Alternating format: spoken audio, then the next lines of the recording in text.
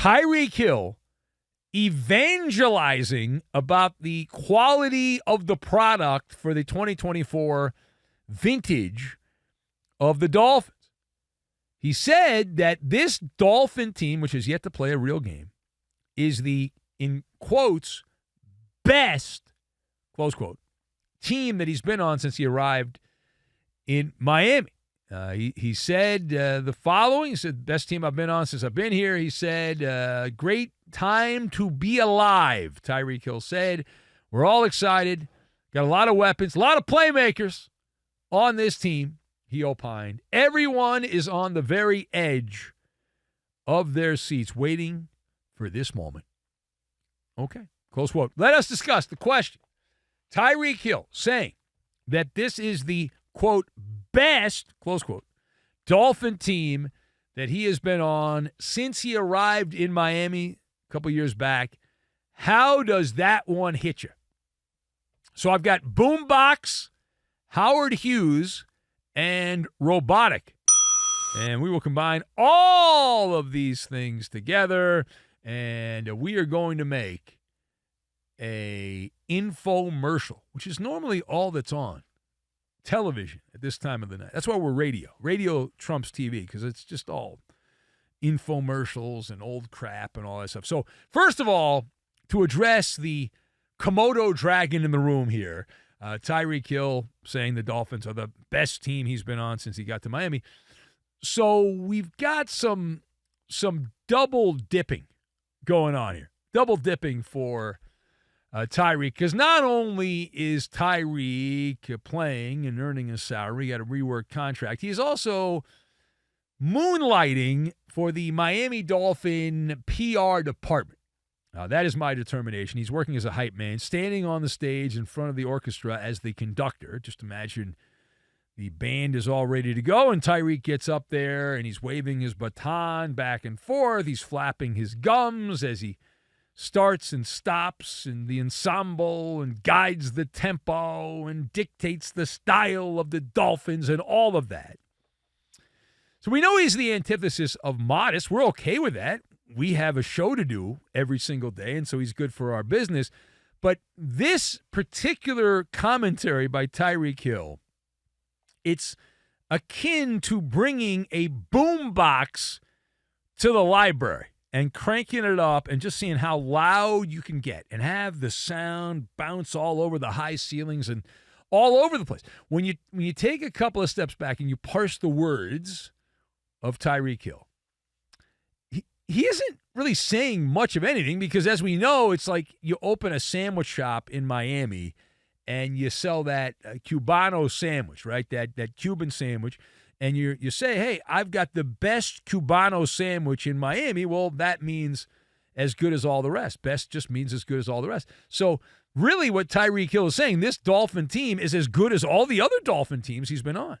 And none of those Dolphin teams have won a playoff game. Playoffs hasn't happened. And so they are paper fish. They're fish made out of paper. That's what they are.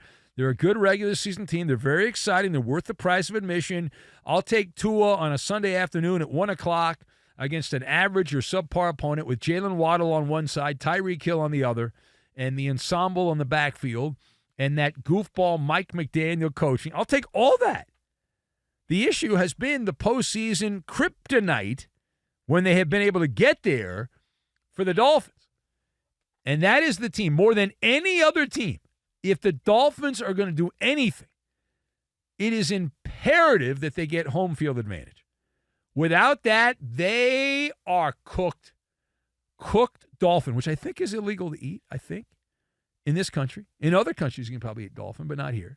But the heat is on because Stephen Ross, who's knocking on the pearly gates there, he's getting older. Stephen Ross, he has gone on record saying that the Dolphins are a Super Bowl contender. And they're a faux contender, the Dolphins, where, yeah, you look at the AFC, you look at the big board, Buffalo goes down a couple of notches. They go down a couple of notches. Everyone's all horny for the Texans, but they're not battle-tested, right? Not yet.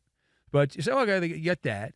So you got the Texans, and then you got Kansas City, who's way out in front of everybody. But you're looking at the AFC, the Ravens, who are frauds in the playoffs. You've got them as well. Where do you put a team like the Dolphins? You put a team like the Dolphins, if they can go and win 14 or 15 games, might take more than that. Usually 14 or 15 will get you right in position to have the top record in the AFC, and then you're set up. Then you have home field, and you got a shot. It doesn't get cold in Miami. We know Tua, when it gets cold, it's like trying to toss an ice cube around. It's not easy. All right, now, secondly, we go to Arizona. Where based on a recent social media post, there's an unhappy camper in the state of Arizona. That would be Alligator Arms, KylerMurray, who posted on social media this week that he wishes he could go back and still play baseball.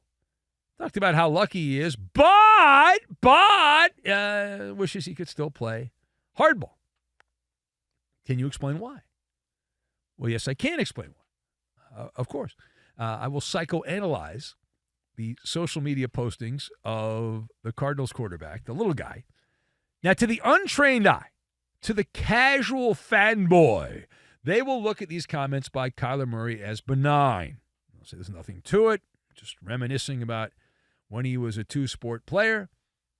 I disagree. There's a hidden meaning. Let me give you why. I'll make my elevator pitch here. KylerMurray is both extremely wealthy and miserable at the same time, the same exact time. That's what's going on right here. And people dismiss it. They say, he's just having a fun, he's having a good time reminiscing about the good old days. Even with 230 million dead presidents, 160 million guaranteed in money, it's that old line from Howard Hughes that money can't buy happiness. And if you gave KylerMurray some truth serum, you don't have to give him a big dose, just a little children's dose.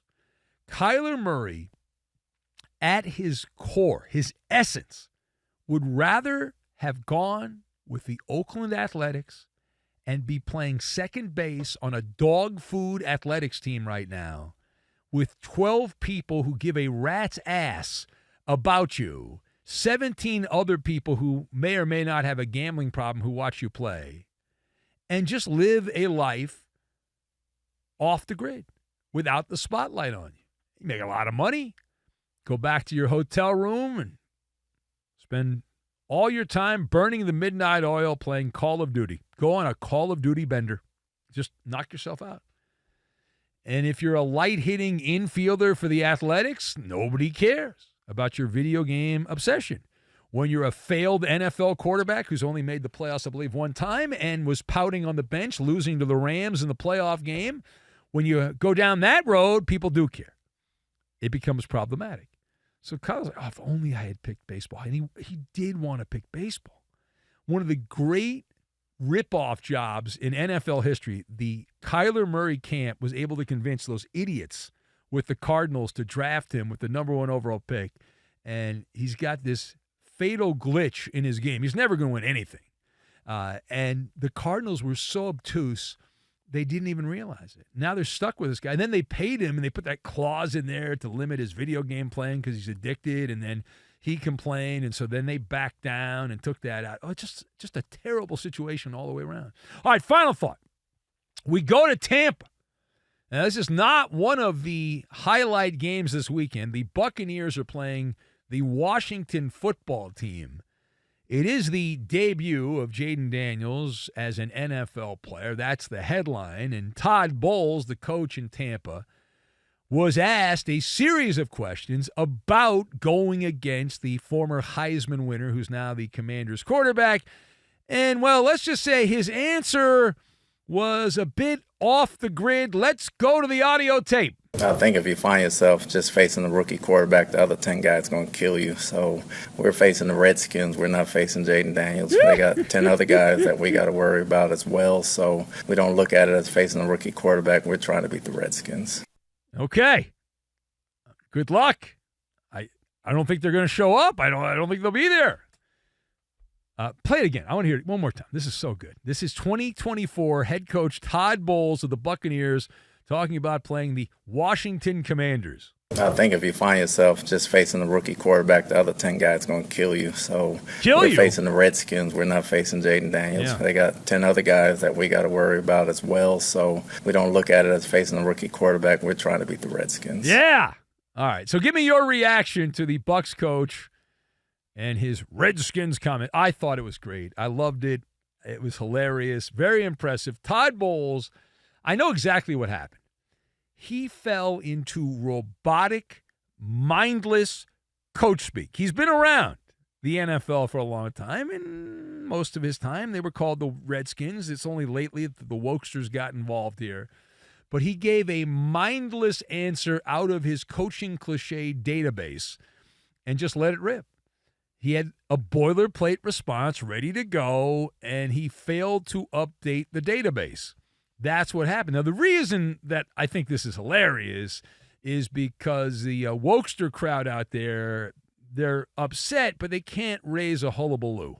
It's like Todd Bowles gets a pass, but it's hilarious. It's so funny. It's so funny. And we've talked about this in the past. The Washington Commanders have done surveys in the DMV and asked their fan base there, hey, what should we call the team? And they always get a number of people, a majority of people. They've done this a couple of times. And this is what I've heard.